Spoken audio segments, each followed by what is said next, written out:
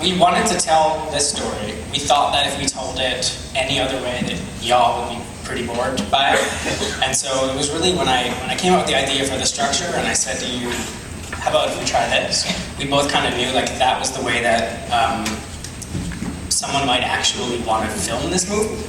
Otherwise, it probably would be like, oh, that was cute, and I feel really bad for that dude. But we came up with the idea of the structure of it. That actually infused the way that we felt confident going forward writing the whole thing. So there was always a method to the madness. I think memory works that way. You're not going to remember a relationship linear. So it was fun to write. All right, what else we got? Right back there in the blue shirt. So how did you film it? Did you film it in that? We filmed it. I mean, we filmed it. Why don't you take it? Okay. Well, see, here's the thing, you guys. We are on the one side, and you are on the other side. And when we make movies, we never make them in order.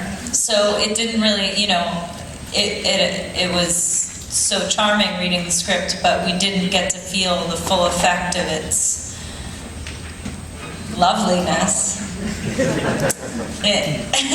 until, you know, it was finally put together by Mark and all of the various wonderful people involved in post. I just thought I'd answer that question. All right, what else we got? Okay. How do we pick the music? I mean, the music was, part of it was written in there. This, you know, Scott is a big Smiths fan. You know, I think that scene in the elevator actually happened. And then I had done a couple music videos with Regina Spektor, who's one of my favorite people. She's really great. And then there's a lot of music that just sort of felt right. You know, just, I don't really know. And then, did you like the music? Or is that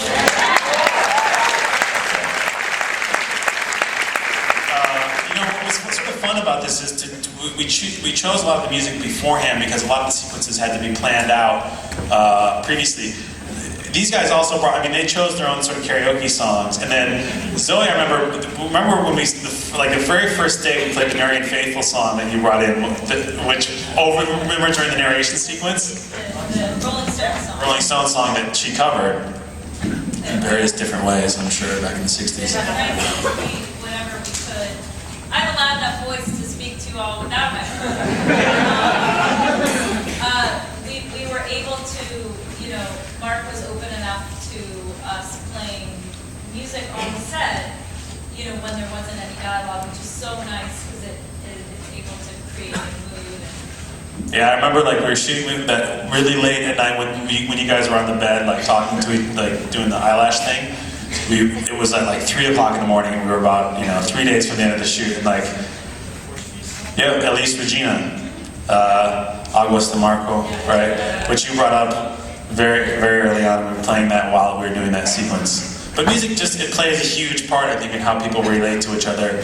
And, you know, everybody's made a mixtape, you know, at some point in their life. But I think we all sort of, it really colors relationships. Everything from driving to work to, you know, music you put on when you bring a girl home. One person out there who hasn't made a mixtape. Well, you should go out and make one. Go put a playlist together and enjoy that part of life. I got you and then some people back there. So how many days did it actually take? How many days did it take to shoot? Yeah. Or to experience? To shoot, I think it was a 30-day shoot, 29-day shoot, I think it was. It was very rapid. Thank you. It was hard. I want to take my hat off to Richard Graves, who was the AD, who said it was the most difficult movie he had ever scheduled. He came to us right off he was on The Wrestler, and then before that I think he did Alvin and the Chipmunks. He said, he's got a wide taste. He had done a lot of stuff. He said this was very, very difficult because there was a bunch of tiny little eighth of a page scene segments that had to be like the whole 4-movie thing, you know, which we had to, you know, it's a very sort of logistically difficult thing to put together. We had, you know, obviously a limited budget and had to really rely on Richard and his scheduling finesse, which I mean, he was like a Zen master, but even though you could see the smoke coming out of his ears when we were Really easy to write. yeah. Cut to this, cut to that. Yeah, and to pull it off is a different story. But what do we have right there? Yes. Yeah, I got a question for the two leads. There was a really good, crisp chemistry between them. A lot of little delicate things there that made it seem like they were really a couple. So I was wondering, what are some of the things that you guys did to develop that chemistry? Maybe some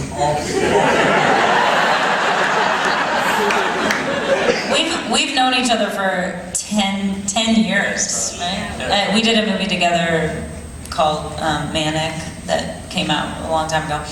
And so we felt pretty comfortable already. I'll let you. You're looking at the next Katharine Hepburn and Spencer Tracy, not to be too self-important, but I heard Kanye's playing in town, so I figure I could just, sound that way. I hope that, It's fun, to work with your friends. You're comfortable, and when you have like a friend who's like such a great actor who you're able to work with, like Joe, I feel so fortunate to have been able to work with them twice, and hopefully. let's do another one, so. Let's do another one. What?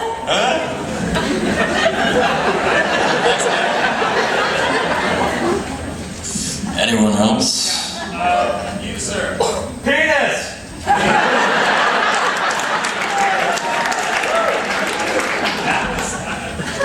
Straight up penis game.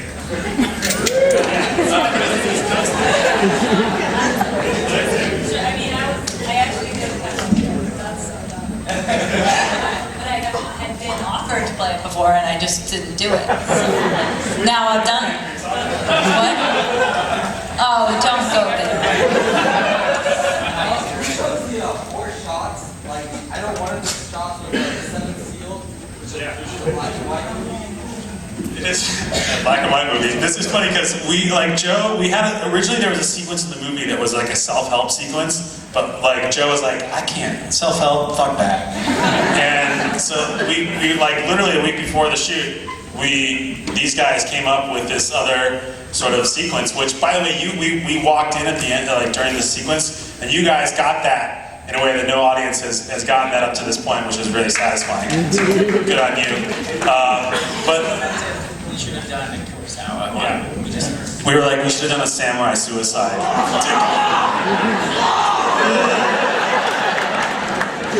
It's for the sequel. But we just sort of went through movies that we liked, and there's a little piece of trivia. The Swedish there's a Bergman movie called Persona, which we based the sort of split screen, the suffering thing on. But that's Jonas Åkerlund, who's a music video director extraordinaire, who did that voiceover in Sweden. In case any of you music video fans, I did music videos for a long time, and that's a little piece of trivia for you. What else we got? Anybody up there? Yes, I can't really see you, but I'm just going to pretend like I can see you. Okay. Zooey Deshannel, you gave a great performance, and my friend Trevor right there is in the front row to your left. Absolutely in love with you.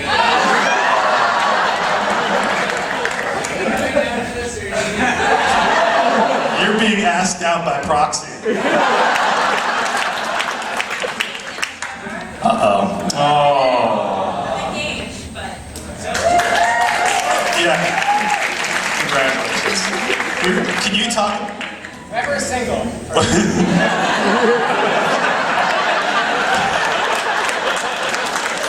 Can you talk about like the bench scene and like how you weren't feeling that? Are you comfortable? Remember like how like. That was my second question. Oh, okay. We're like people don't. Yeah. We don't need to go through that. All right. What else we got? You got another one. Oh. That wasn't okay. What do we got there? Yeah, hi. I want to know, with your experience as a music video director, how much do you collaborate with the writers on the vision and specifically the visual representation of the movie? Well, we worked for a while on developing the script, but from early on, they clearly had a sensibility that was we talked about like the kitchen sink style of filmmaking, which was like, we're just gonna have fun with tricks and devices, right? And we wrote the script, and the studio bought the screenplay and said, do you have any ideas for directors? Not that they would ever listen to us, ever, but we said the one thing that we would really be excited about was if we had a music video guy, because we're doing a lot of weird things, we're doing a lot of crazy things, and it'd be great to have a guy who understood all of the music video kind of conventions and fast-paced editing and everything else that we wanted to do. And they hired Mark, and when a director's hired on your baby script, you guys didn't want me hired first, did you? No, absolutely did. We had no, I mean, in all honesty, we were very excited. One drunken night, you were like... One drunken night, I was like, man. Anyway, Woody Allen would have been so great.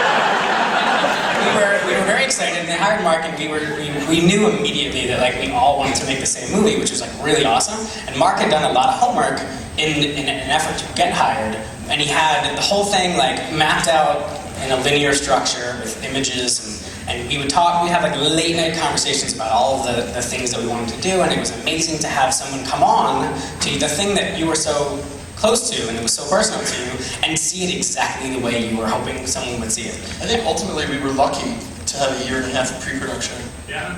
But we were lucky to have him because he's really talented, and he feels what we feel and what hopefully you guys took from this if you liked it, because it's that kind of thing that's, I think, pretty special and not that common.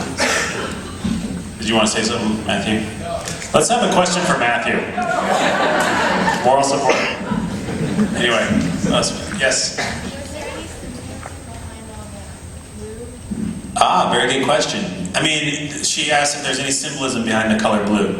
Well, if you examine this side of the stage, she's got these huge, amazing blue eyes. And originally, when I was sort of designing the movie in my head before we shot, I was like, I wanted to sort of restrict the primary colors and have a sort of a design philosophy that was based in sort of very grounded, sort of earthy tones. And then, like, when you use the color red or some primary color, it would be significant, or you'd feel it on some level. But then we cast Zooey, and Zooey has these amazing, sparkling blue eyes, and so we decided to sort of design the color palette around her eyes. Like, so every time the color blue comes up, it was in association with her. So whenever she was off the screen, we took away the color blue, which I think you sort of sense, hopefully, that absence. And when it's present, and then whenever we always had some hint of blue, whether it was on your in your dress or your bow, or whenever there was a scene where I wasn't wearing they had right in the production design. Right, or the wallpaper in your room, or the dance, the Hall & Oates sequence, and nobody else got any blue. So that was our sort of philosophy behind that. Yes. I really loved your costume. I wonder, like, how you pick the dresses for her, or how did that come to be? Because she stood out quite a bit from the other characters in the film, Right. in a very positive way. Well, we had a fantastic costume designer, Hope Hannafin. I mean, why don't you talk about that? Because I mean, Hope Hannafin is like this amazing costume designer, and she's like so incredibly passionate, and she approaches it with a relish that I don't think I've ever seen before. She like loves it, and it's lovely to watch. She and I just really hit it off, and kind of nerded out about like 50s dresses and went shopping together. It was a lovely nerdy experience creating that look, and you know, she did an amazing job with all of the characters, I thought. we looked a lot at like